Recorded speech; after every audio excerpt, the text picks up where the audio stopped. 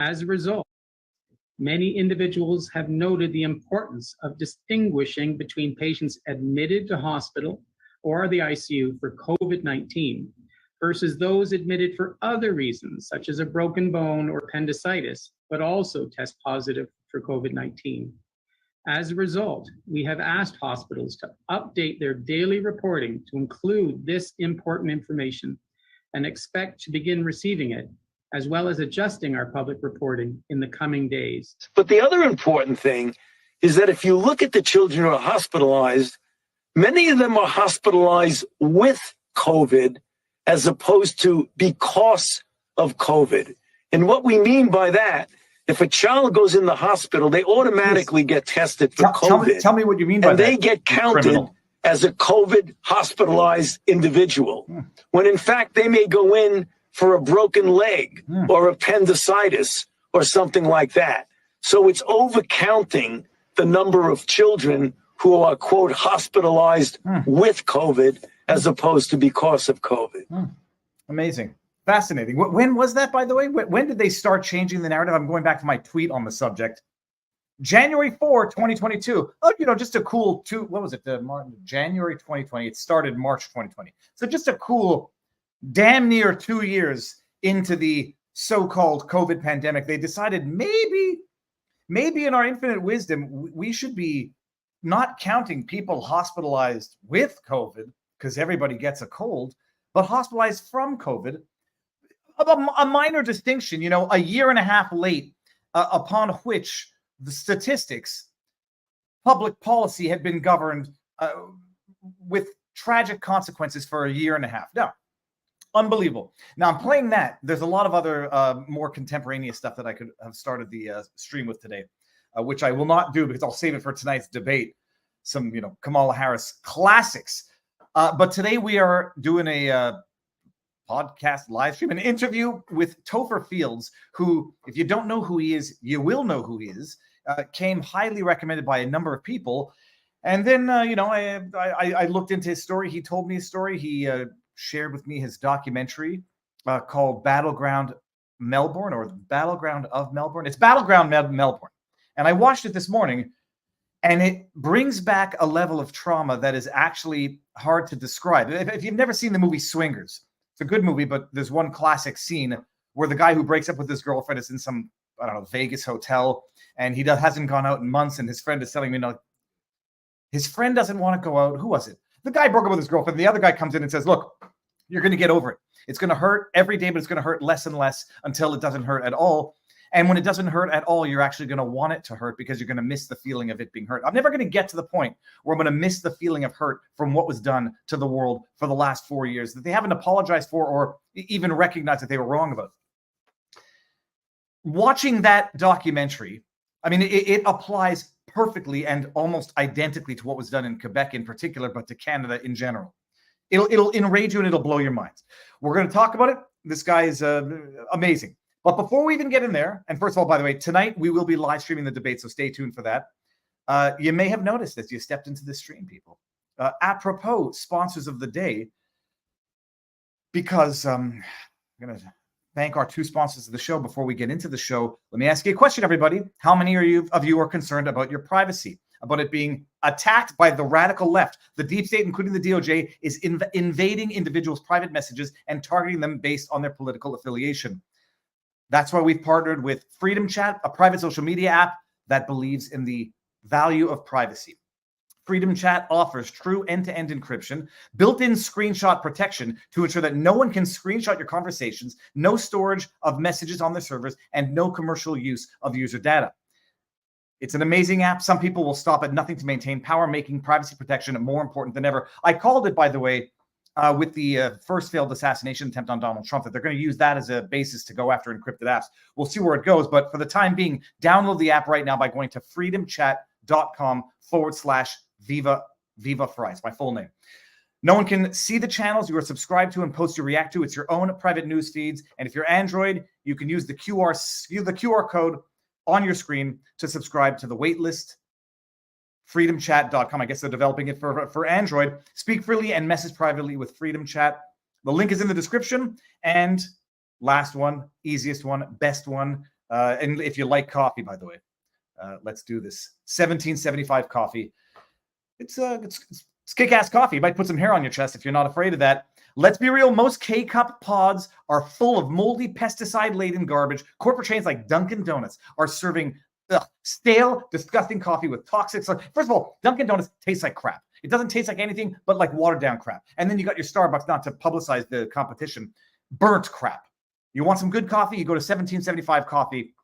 It is not your corporate soy boy nonsense. 1775 partnered up with Rumble, and it smacks the crap out of the competition. Check it out. The new K-Cup pods pack single origin high altitude beans, handpicked for real flavor. No filters, no mold. Whether you're into medium roast, dark roast, mushroom blend to boost your brain, big tech 1775's got you covered. You don't have to sacrifice quality just because you want convenience. Go to 1775coffee.com, grab your 24-pack, and show corporate coffee who's boss. All right, now we can get down to the other business of the day. Who's ready to relive the last 4 years of trauma? Oh my goodness. We're going to start before 2020, and then we're going to get into the amazing documentary that Topher put together, crowdfunded and developed. What's the word I'm looking for? Produced, wrote, edited. It's amazing. And then I'm going to have to needle Topher because it was made in 2022 before the election, the re-election or the next elections of dictator Dan. None of these dictators got punished in the next elections. Not in Australia, not in Quebec, not in Canada, but we'll talk about that. Topher, bringing you in 3, 2, 1. Sir, how goes the battle at the risk of asking the obvious? Look, the battle goes on, ever on and on. But this is the thing, David, and you know this very well. This battle was going long before either of us were born. It'll continue long after we're dead. Our job is just to play our part when it's our turn. And if you're breathing, newsflash, it's still your turn. So the battle goes on, but it always will. Now, I have to specify this to everybody. You are in Aussie land, which now it is 2 o'clock or 2:30 in the morning? 2:30 in the morning. It is in fact strong cup of coffee o'clock. Yes. All right. Well, hopefully it's 17. Okay, I'm joking. Now, Topher, of course it is. So it's your fourth. Thank you very much for doing this at this ungodly hour for yourself. For those who don't know, I mean, give a 30,000-foot overview, and then we're just gonna relive some trauma together. Yeah, look, reliving that trauma seems to be my life at the moment. It's what everyone wants to talk about, but I think it's important to talk about. There are lessons that still haven't been learned.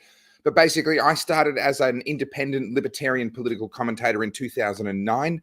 I was addressing issues like water mismanagement, freedom of speech, the right to bear arms and self-defense, something that we don't really have here in Australia. I was talking about over-regulation, red tape, green tape, the climate change con, all these sorts of topics. And then when COVID came along in 2019 or very early 2020, all of a sudden I went from relative obscurity to people looking at me and saying, "Oi, what do you think about all of this?" And I ended up speaking at one of the very first anti-lockdown protests.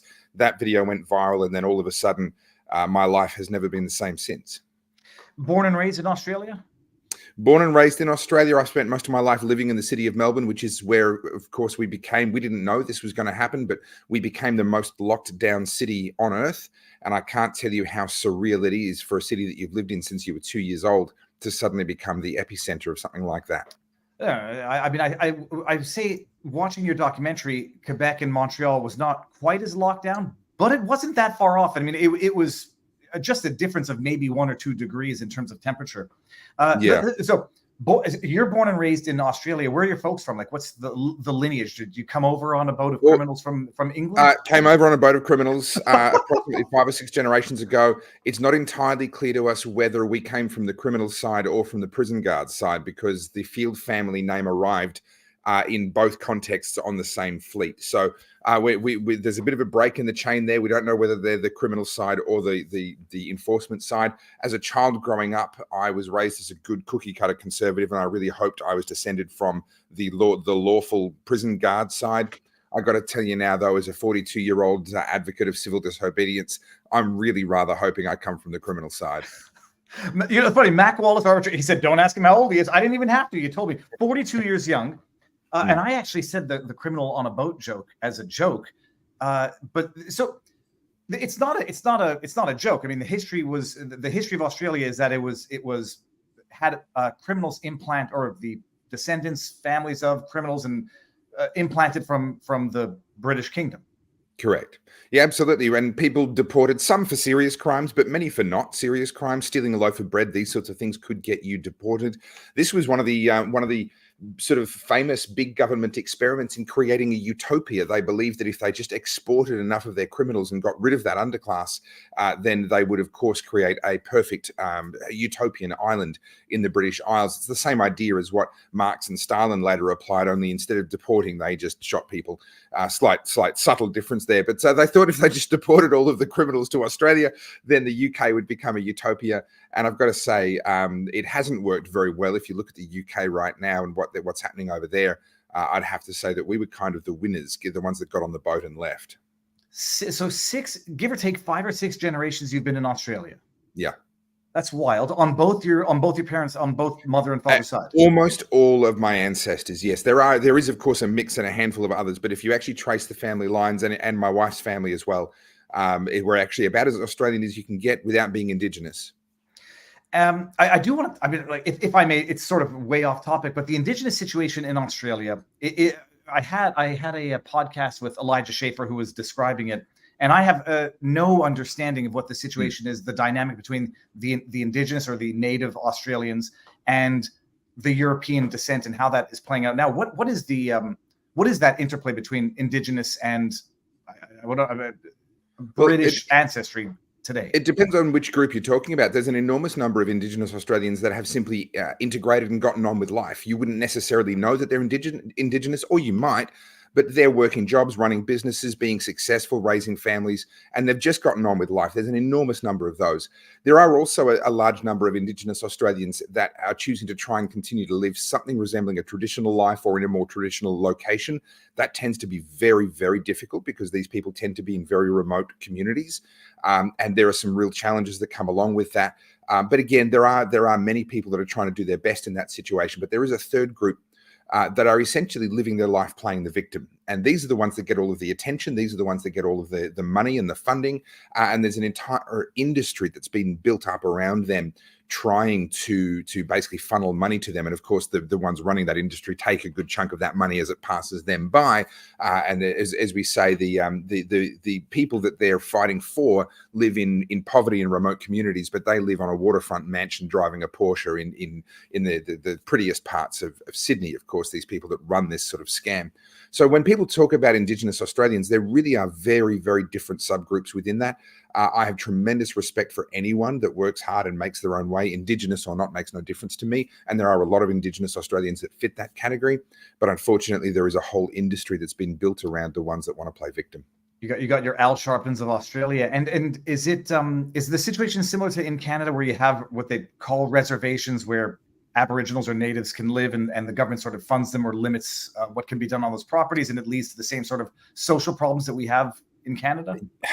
Look, we've arrived there from a very different direction, but broadly speaking, yes, there was a High Court decision called the Mabo decision a little while ago that conferred land rights to Indigenous Australians in certain contexts, and we've got Indigenous and native title claims going on, and this is becoming a bigger and bigger problem going forward. They're increasingly claiming land that has been settled and developed and has people's houses and people's businesses and infrastructure on it. It's becoming a bigger and bigger problem.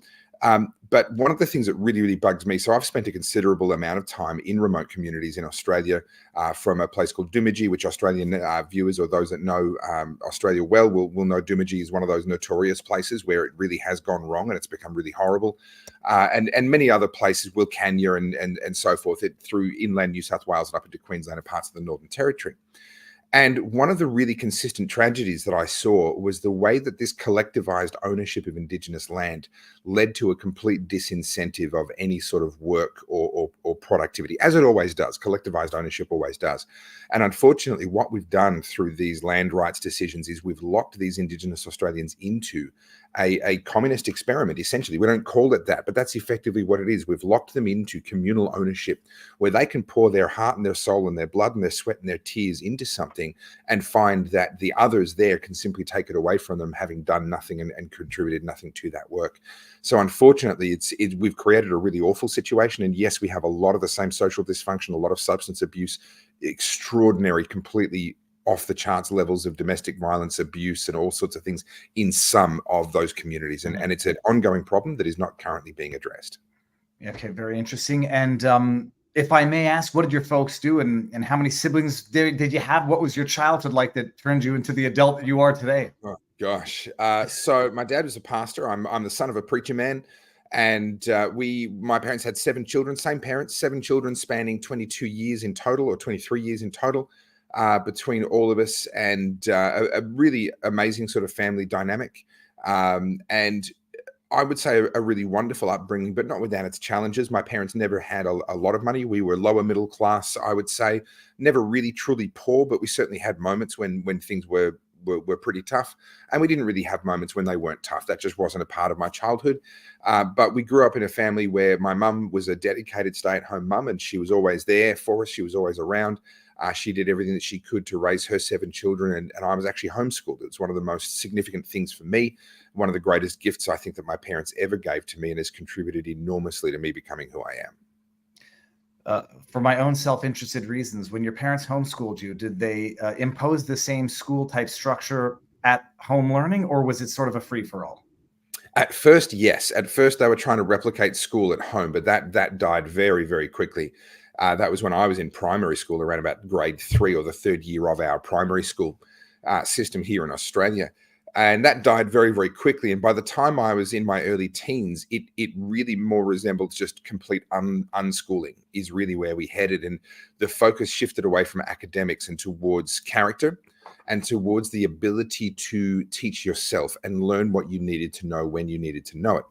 So I experienced the whole sort of spectrum of those things. And I would say that the unschooling side of things is the one that has had the greatest influence on me and the greatest positive impact on my ability now to research, to assimilate information, to sift through large data sets and find a story and find the truth that lies within that, and then be able to communicate that effectively, which is essentially what you've seen with Battleground Melbourne, etc., with my book, Good People Break Bad Laws. It's an effort to take what can be very complex topics and can be very confusing topics, and some people choose to speak about those things in ways that are deliberately confusing because they want to try and impress people.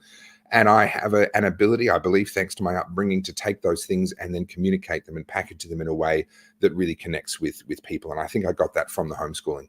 Okay, no, it's very cool because my community knows why I'm asking you, or it perked my attention because we just pulled our youngest out of school in grade 3 because it's not just that they were not learning anything, they were learning the wrong things. And I'm struggling. Do I impose the same type of structure? It's like, it feels to me like if there's not a day that goes by where I don't teach them like basic multiplication, I feel like I failed as a homeschool teacher. But a lot of people in our community on locals is like, don't import the school system that you pulled them out of. It's a totally different thing. So the teaching character is actually phenomenally interesting. But we're only in month 3 of the first year, so we'll see how it goes. Okay. So you had 7 kids from a preacher dad, and your mom, I guess, was a stay-at-home mom. Oh yeah. She worked harder than anyone. My dad was the one that worked, but my mum worked harder than anyone. And that's often the way with larger families. And, she set a great example of someone who was just willing to be there and always be there for us as a mum and work hard and keep the family running. No, it's crazy. It's like if you don't get paid for it, nobody regards it as work. If you don't get paid enough for it, they don't respect it. If you get paid too much for it, then they also have some judgment. It's youngest of 5. My mom was a stay-at-home, but we still had help. And now that we're parents, it's like it's unremunerated. Therefore, nobody regards it as work, but it's 24/7. So you're born and raised in Melbourne under these circumstances or in this life situation. Melbourne, when you're growing up, it's even pre-COVID, because there's a lot that I want to ask you that actually predates COVID that relates to immigration policies and what some might actually pinpoint as being Melbourne or Australia being transformed from what it had been for the last 6 or 7 generations. What was Melbourne like when you were a kid? Genuinely really, really fantastic. And as any kid does, I completely took it for granted. I look back now and I recognize we had an enormous amount of freedom, and the pre-internet world was also, I think, that's something that humanity has lost probably forever. The ability to be able to go out and no one actually knows where you are. Your mum has to guess, and if they want to try and find you, they get in the car and they're either ringing different people's landlines, and if no one answers, it's because they're not home. If they're outside of the home, no one's answering the phone. Or they're actually driving the car and looking for where your bicycles are stashed, whose front porch is your bike on, and that's how they know that you're there. there was a level of freedom that was enjoyed throughout society. And Australia has historically been a relatively safe, high trust society. And that allowed us an enormous amount of freedom to just roam and just enjoy life and have fun and grow up and be kids. And I took that for granted far more than what I should have growing up. Australia, of course, has been changing. Canada's been changing. The UK has been changing. The US has been changing. And people point to things like immigration. I'm very, very happy to field whatever questions you've got and have whatever discussion you've got planned. But honestly, I think the problem is the fundamental problem that we've got in the West today is that we've idolized government. We have this idea in our mind that we've killed God. We've removed God from public discourse, getting 10 commandments out of schools and prayer out of parliament and these sorts of things, depending on where you are. There's been these various efforts. And we have this idea that we're now in a secular society, and I don't believe that's true. I believe what we've actually done is we've taken government and we've placed government on the throne that used to be occupied by God within our culture. And as a result, now I think that's where most of our problems are coming from. I 1,000% agree. And it's a very bizarre thing. Like, I didn't always realize this or think like this, but I always said, politicians fancy themselves as gods. But when it came time to, like, first of all, the commies always went after the religious folk first, because that was the biggest competition to people idolizing and being subservient to the government. If they were subservient to God, a greater power than the government. But, even when the government took over everything during COVID, they went after the basically religion, education, family, and social activities, which is what not religion was, but what religion really helped and facilitated. But so Australia, you look back at your childhood, and I do the same thing. You say, I never realized how free we were then, but I presume that we were just as entrapped back then, but only with the technologies that existed back then. And some people say we were never free. The government was always in control, always lying, and always restricting our freedoms, but with whatever means they had at the time. You look back and things look rosier in retrospect, but when do you feel that it started changing in Melbourne and Australia at large? So people who say it's always been like this are correct. This isn't a new phenomenon, but I would point to the number of laws and the nature of the laws that we have today and say that something has ramped up. There has been a change over time. For me, I think the voting, the removing of a premier that we had called Jeff Kennett back in 2001, I think it was, when he lost his seat and his time in Parliament came to an end. And with one exception, for 1 3-year period, we've had nothing but Labor, which is the equivalent of our American Democrats. I don't know what the equivalent is in Canada. The Liberals, who are anything but liberal. They're liberal tyrants. So here's the irony. In Australia, the party that we call the Liberal Party was founded on small L liberal principles, which is actually small government principles originally. That word has come to mean a very, very different thing since. But to this day, here in Australia, the party that wears the Liberal name is the more conservative of our major parties, but none of them are conservative anymore. They are all big government, tyrannical type parts of the machine, different wings of the same big government bird, essentially. But we had a period of reform in Victoria, and from Jeff Kennett when he was premier, and not all of that reform was popular, but it certainly was effective from an economic point of view, and we were prosperous, we were relatively free. And life was good, and that's the life that I sort of grew up into as I entered adulthood. That was the world that I was entering. Since then, we've been run by our more left-wing party, and I would describe Melbourne now as the California of Australia. And what I mean by that is that it's a state that rode on its laurels, that had a lot going for it, rode on its laurels, got lazy and complacent, and became a one-party state. And the problem with being a one-party state, if you have at least two parties that are vying for an election win, either party could win, then what they have to do is appeal to the swinging voters in the middle, the ones that will actually change their vote. They kind of have to take their base for granted a little bit and appeal to that center. And that has the effect, it's by no means perfect, but it has the effect of tending to keep these political parties a bit more in touch with what the center kind of wants to some degree. The minute one party can take a win for granted and the other party no longer matters, then the only thing that matters for them is not the middle and winning votes. They've got those. It's winning the factional battle to become the top of that particular totem pole within the party. And that's all about appealing to the most extreme members. It's all about appealing to the base, and in fact, the most radical elements of the base.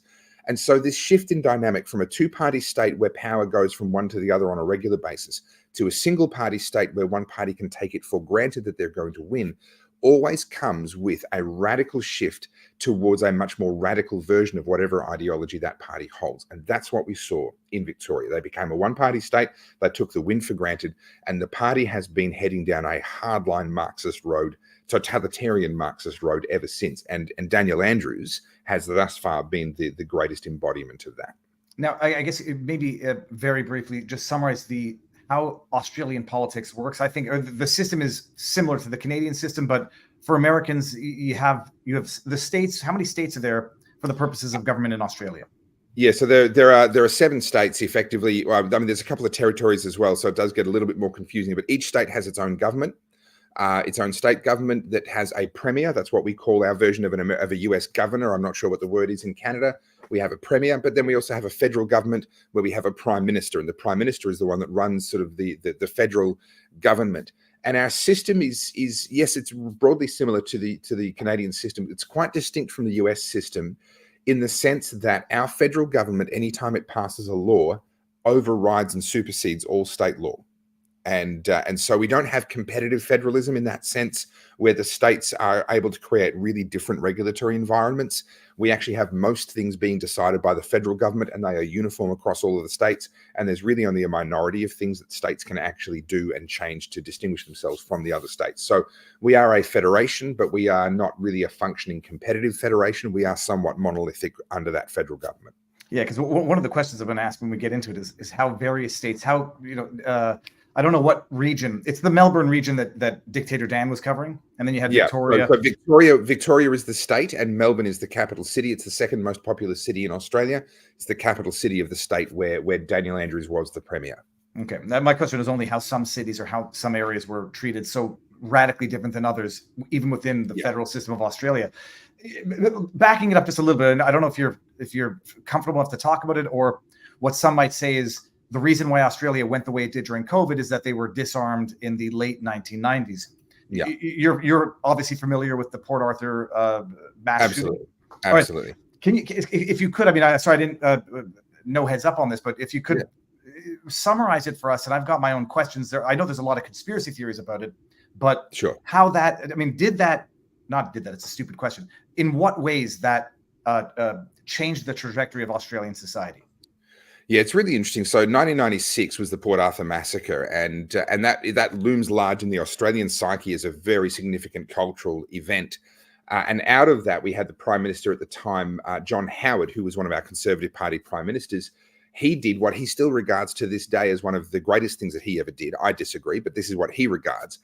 He disarmed Australia of all of its semi-automatic rifles and a large amount of even other types of rifles that weren't semi-automatic. And we already fully automatic weapons, machine guns and so forth were not an option in Australia already. And there was a government buyback scheme. They destroyed an enormous number of firearms. And this was all out of the outrage that came from 30-something people passed away or were killed, were murdered in that Port Arthur massacre. Now, in terms of the details of the Port Arthur events itself, I'm not going to go there. There are enormous inconsistencies in the official story. Does that mean that the conspiracies are correct? I don't know.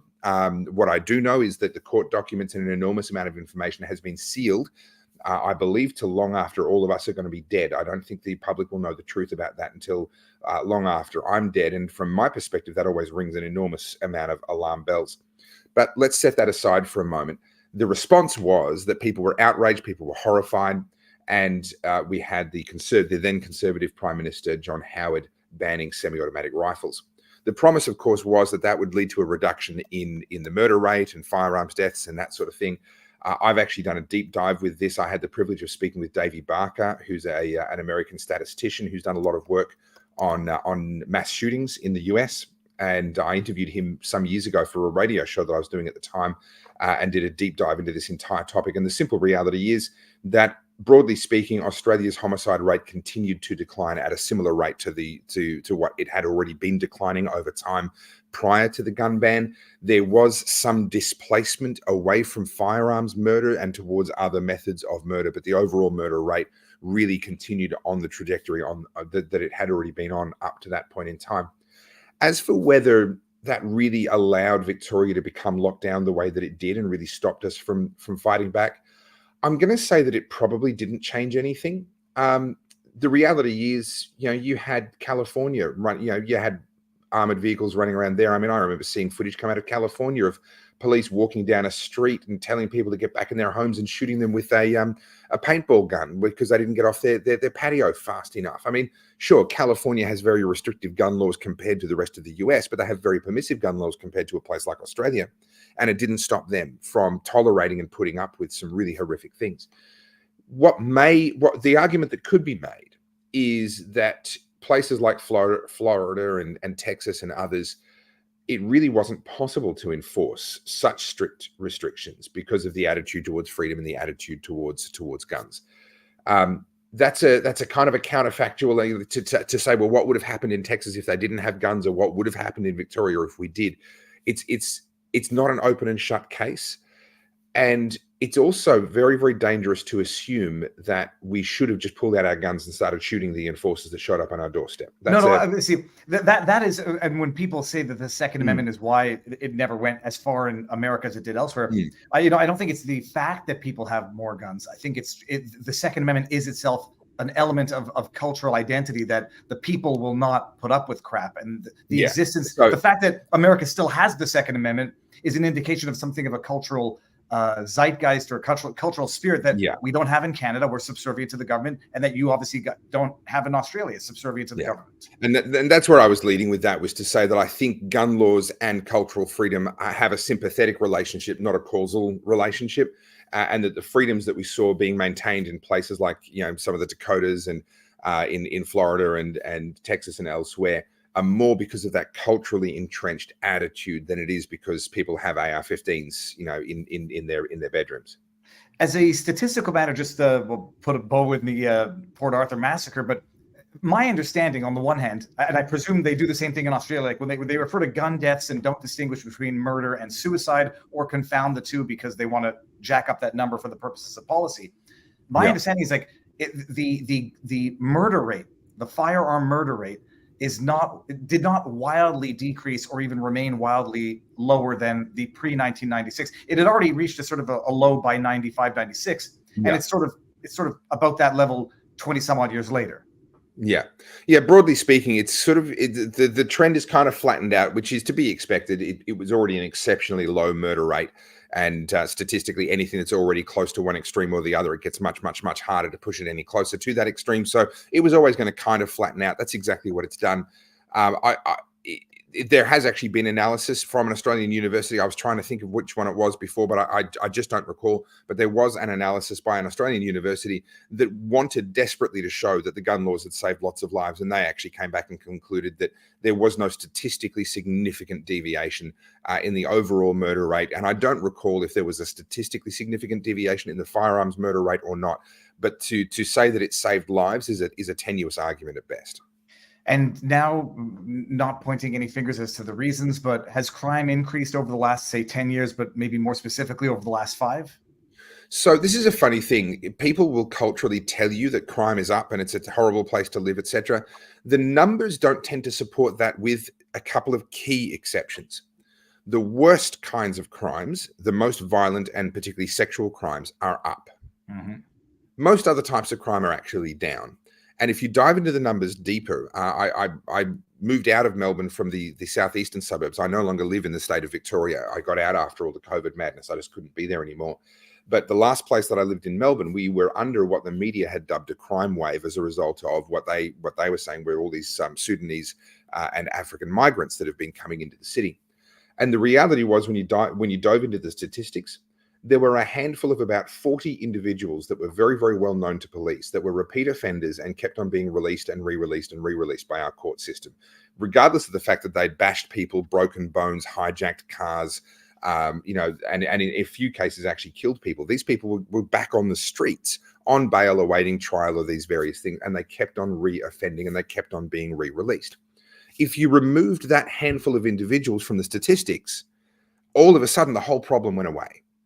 And unfortunately, what happens in the media, because they're looking for a big beat up and they're looking for a big story, those individuals were almost exclusively those ones that had really become a big problem. An enormous proportion of them were relatively recent migrants, a lot of them African migrants, and a number of them actually Maori migrants and other sort of subgroups. These were the ones that were causing all of the trouble. And so the media, of course, reported that migrants were the problem. Well, no. Those migrants, those specific individuals were the problem. And if we had a functioning justice system that actually stood up for the rights of victims and punished people when they committed violent and sexual offenses and these sorts of things, then that problem would have gone away because those people wouldn't have been released again back onto the streets. That's very interesting. I was looking up, and it does seem that murder rates might have gone up a small amount. Sexual assault has gone up, I'd say, more substantially, and then the property crime is whatever. It's not good, but it's not as bad as the others. Yeah. All right, now, so but you consider yourself to be a libertarian, and now the most reasonable libertarians I've met happen to be European or Australian, for that matter. You're surprisingly normal for a libertarian, and I say that bada bing, bada boom, tongue in cheek. The Libertarian Party in America, if you follow what they do, is quite eclectic, to put it politely. You've never run for? Did you run for office? Should I have known that? I did. I ran at the last federal election. I was basically a ballot stuffer. I was a paper filler. I think our system's a little bit like yours in Canada, where parties just kind of need to, if they want to try and get their number one candidate elected in a given state or in a given election, they usually run a panel of candidates. And I ran as the number one candidate in a state that we really weren't going to win. But we actually I was the first of the candidates to not get elected. I had the most votes after preferences of anyone else that was not successfully elected. So that makes it sound like I almost got elected. But the truth is the gap between me and the next person that did get elected was really rather large. We doubled the Libertarian vote in the state of, it was the state of Tasmania where I ran. But that really sounds a lot more impressive than what it is, because we doubled it from one person to one person plus my mum. It really wasn't that many.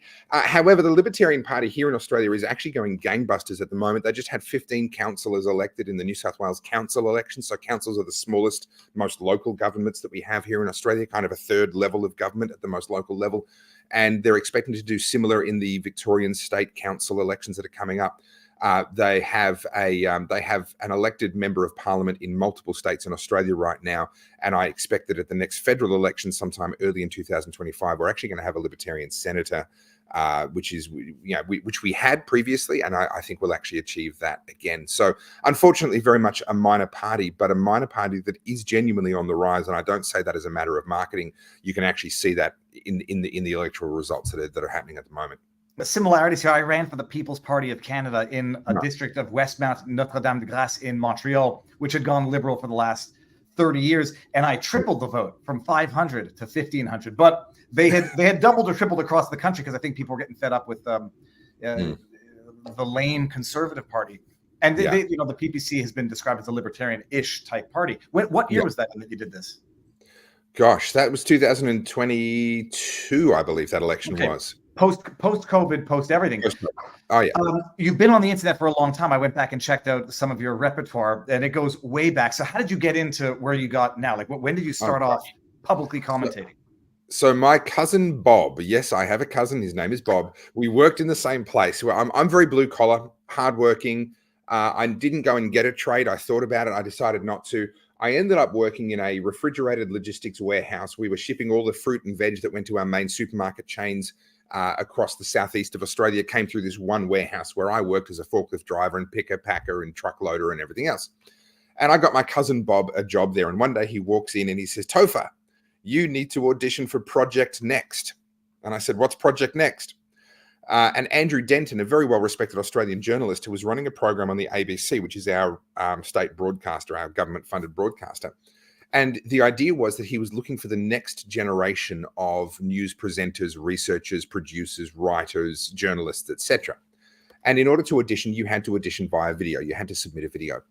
And I went, "Oh, that looks like a lark." I studied acting back in the day, and I'd done some stage acting, and I learned how to hold a camera because my dad was involved with community television back in the day. He was a preacher, and he had a preaching program where every week he preached a sermon on community television in Melbourne. And I used to do his editing for him and his camera work for him and his audio work for him and these sorts of things. So I knew how all of that worked. And I thought, "Oh, that looks like fun." So I I knew though that the ABC, being a state broadcaster, is very, very biased, and I don't agree with the bias of the ABC here in Australia, broadly speaking. So I wanted specifically to make my video about a story that was going to piss them off a little bit, because I wanted to know that if I did happen to get onto the show, that I was actually going to be free to speak my mind and not forced to speak somebody else's. So at the time, we were in the grip of a water crisis. There was a water shortage going on, and we had water restrictions. People weren't allowed to water their lawns. You had to keep your showers really short. You were down to 155 litres of water a day was the target that you were given to use each day. And we were waiting for the rain to come back. And of course, the climate change alarmists were all telling us that this was a new normal and the rains would never come back. Newsflash, they were wrong. We've had huge floods since then. But that was the situation we were in at the time. And the government was building a desalination plant, $1.4 billion white elephant, in order to try and rescue the city from this water crisis. And so I did a video saying the desalination plant's a dumb idea and we shouldn't do it. But what we should do instead is build a new dam on the Mitchell River, which is a river in Gippsland, not far from Melbourne. And of course, new dams are sacrilege to the new green religion that dominates the ABC and other places. So I thought if I can tell this story, and I tried to make it funny and make people laugh and make it engaging and interesting. But if I can tell this story and they accept me onto the show, then I know I'll have editorial freedom. I'll be able to actually speak my mind. Sure enough, I never heard back from them. They never even bothered to say no, thank you. I just never heard from them. And so I had this video and I had nothing to do. I didn't know what to do with it. So I started a brand new YouTube channel, 0 subscribers. I uploaded the video and I sent it to my mum. Well, she must have really liked it because she watched it about 30,000 times, or someone watched it about 30,000 times very, very quickly. And remember, this is 2009. Now, I don't know what the internet was like in Canada in 2009, but if you didn't live in a relatively small inner city area within a capital city in Australia, you did not have fast enough internet to watch videos. You had to let them buffer first and let them load, and then you could watch part of it. And then once it sort of caught up, you had to wait for it to buffer again. And so YouTube was not a big thing in Australia at the time. And most people couldn't even actually interact with it very, very effectively unless you were in one of those inner city areas. And yet somehow this video kind of went viral. And this is not a cat video, a funny cat video of a cute kitten falling off a bed. This was a 10-minute long dissertation on water policy in Melbourne. This wasn't a viral video in the modern sense of the word. And yet it really reached a lot of people. And people began to reach out to me and ask me to cover more topics. Can you do a story on this or that? Or, we've got this problem over here. Will you do a video on that? And I said no to all of them until eventually someone came to me with an idea and a problem that I looked at. And I went, you know what, I will do a video on that. And it was another water-related topic. And I made that second video. And that really, in my mind, was the moment when Topher, the political commentator, was born. Because that first video I did as an audition tape, it was just kind of a lark. But that second video I did because I wanted to try and make a difference. It's fantastic. I mean, I watched it. It was clear of your politics even before COVID. But let's get into the enraging, stomach-turning portion of the show, which was supposed to be the bulk of it. But so Topher, okay, let's hear. I mean, I was following what was going on in Australia, but only through Avi Yamini, or primarily through Avi Yamini. Yep. I say nobody could believe it, except even watching it in real time. It was only off from Canada by a matter of degrees. The 5 kilometer when it got really bad in Australia, the radius. Like in Quebec, we had zones, and they weren't by the kilometers, but there were zones. We had a curfew. Just, I mean, how does a society descend into that? And just describe for Americans who are watching right now, like. They had it mildly fortunate, but if you lived in New York, Michigan, California, you had it, pretty much just as bad, but not quite. Tell us how that works, like the evolution from 2 weeks to flatten the curve to we're now 2 years into this and it's only getting worse. Yeah, look, how long have you got? I mean, parts of the US were terrible. I was on the Mel K show a little while ago, and she was in New York, and it was a terrible experience for her and other parts of the US. But here in Victoria, Australia, in the state of Victoria, we saw COVID get weaponized by egomaniacal politicians in a way that I think Justin Trudeau tried to keep up with, but even he just couldn't quite keep up with the madness that was Daniel Andrews. One of the really fascinating things for me that I think is going to be studied for a very, very long time that explains that descent is the way that society split in half. And Daniel Andrews, as the Premier, was spending millions of dollars during COVID on focus group testing, message testing, and psychological profiling and advice, consultants that were giving him advice on how to achieve the psychological outcome that he wanted on the people of Victoria. We know that because the money that was spent is now a matter of public record. We know that he was doing this. And what that looked like was a really beautiful, you've got to respect the politics. I despise the man's principles, but you've got to respect the politics. A beautiful process that he went through that split society in half into the obeyers, the good people, and the evil people. It works like this. You're familiar with Maslow's hierarchy of needs? Yes, Sort of this I forget what they triangular are always, but basic shelter, safety, security, then food, yeah, and absolutely. Down the bottom, emotional. you've got the essentials for life, oxygen, water, food, shelter. Up the top, you've got this thing called self-actualization, this sort of ultimate life where you're living your best life, fulfilled and happy, and all of your needs are met. You have purpose and love, and everything's great. The reality is most of us live somewhere in the middle, right? But then along come lockdowns. Along come a whole bunch of people's jobs being declared non-essential. You can't work 23 hours a day in your own home. You're only allowed to leave your home for 1 hour a day, and then it has to be for one of the approved reasons. And if you're caught out without a mask and then we're gonna lock you in prison. Society gets split in half at that point because there are the essential workers. Oh, no, excuse me. Let's start with the other group. So there's this whole group of people that had previously been around the middle of the hierarchy somewhere. They're not self-actualized. Life's not amazing. But at the same time, their needs are being met. They're moderately happy. They've got some social connection and family connection, and life's okay. And all of a sudden, they're being pushed down to the bottom of the hierarchy, closer than they've ever been before in their lives for many of them. They're stressed about money. They're stressed about bills. They're stressed about putting food on the table. Their survival is being threatened in a way that they have never experienced before. That's relatively obvious. What's less obvious, but actually more important, is what happens to the other people that are not immediately devastated by lockdowns. Now, these are people who are considered essential workers, so they get to keep going to work, or they're laptop workers, they can do their work from home, or they're on welfare, they're retirees, or they're on disability benefits, they're on unemployment, benefits, or other things like this. They have not only are they not pushed towards the survival end of the hierarchy for themselves, but Daniel Andrews gave them a psychological gift, an opportunity to live with a sense of purpose and meaning and belonging and saving the world that they had never had before in their life. And the way Daniel Andrews did it was this. He showed up on our television screens for a press conference at 11 o'clock every single day for hundreds of days in a row. And in that press conference, he would basically give you information that could have been a 4-line email. Like if you've ever been in the corporate world, you've had that experience where you get sucked into a meeting that takes 2 hours, and by the time you're walking out, you're like, damn, that could have just been a memo. That could have just been an email, right? And it was exactly like this with his press conferences. And he would be making these constant, minute adjustments to the rules. Are you allowed to remove your mask whilst drinking alcohol outdoors or not today? When is the curfew? How far are you allowed to travel? What are the things that you're allowed to buy in the supermarkets?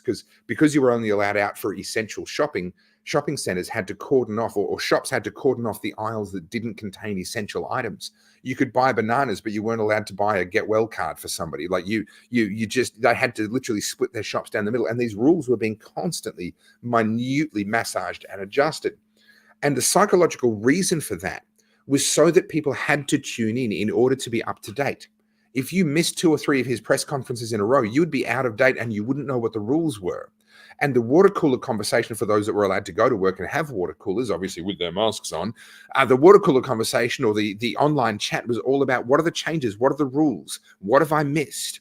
And everyone's hanging on every single minute detail of every word that this idiot premier of ours has to say that could have just been a 4-line email. And the psychological effect of that was this became almost an object of worship. Instead of going to church and spending 2 hours worshiping and hearing about God, etc., you got up in the morning, made yourself a mug of cocoa and sat on the couch and listened to Daddy Daniel Andrews, telling us how he was keeping us safe today. And he used language like, you're a part of the team. We're all in this together. This staying home saves lives. Staying apart keeps us together. These were all phrases that were focus grouped by those psychological manipulation consultancies that we, the taxpayer, were funding to the tune of millions of dollars. And they had the effect, for those that were willing to buy into it, they had the effect of giving them a sense of purpose and a sense of belonging. It's slacktivism. right? It's people like to click like or post a little frame around their social media profile. They don't want to have to actually do anything, but they can virtue signal and feel good. This was the ultimate slacktivism in real life. You're saving the world by doing less than what you normally do. You're saving grandma because you stayed home and didn't go to work to that job that you hate and don't want to go to anyway, right? So he just tapped into this this deep vein of psychology. And the result was, and the tragedy is, that for the people that really bought into the narrative, not only were they not pushed down towards the bottom of Maslow's hierarchy, they moved up it, closer to self-actualization than they've ever been before. And I think deep down inside, they know closer than they will ever be again. And for them, they look back on that era with nostalgia. That was for them the greatest year and a half of their life, and they're constantly wanting to recapture that feeling. And when someone like me comes along and says that was just a bunch of baloney and human rights violations, they're not hearing a criticism of the policies and the government's response. I'm criticizing the period of their life where they felt the most special and the most wonderful and the most like they belonged and like they were wanted more than any other time in their life. And that's why they defend it so irrationally. I'm going to do this not because of the subject matter, because I'm going to post this entire thing to YouTube on the Viva Clips channel tomorrow or this afternoon, but we're going to end it on YouTube just because I have the power to do that. And I almost forgot to. Give the link one more time, and it changes nothing on our end. We're just going to vote with our feet and vote with our eyeballs and head on over to Rumble.